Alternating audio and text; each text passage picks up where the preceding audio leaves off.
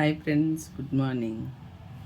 1వ తరగతి బుక్లో ఫ్రెండ్స్ ఐకమత్యమే మహాభాగ్యం అని రాసి ఒక పుల్ల నిరగదీసేసి 10 పుల్లలు ఒక దగ్గరికి వేసి ఇరవలేకపోతున్నారని చూపించి కుటుంబం అంతా ఒకటిగా కలిసి ఉంటే ఎవ్వరేం చేయలేరు, ఎవరికి వాళ్ళు సపరేట్ అయితే ఇట్లా ఈర్చేసినట్టు ఇది చేయగలరని క్లారిటీగా చూపించారు ఫ్రెండ్స్. అందరు చదువుకుంటున్నారు ఇవాళ రేపు ప్రతి ఒక్కళ్ళు.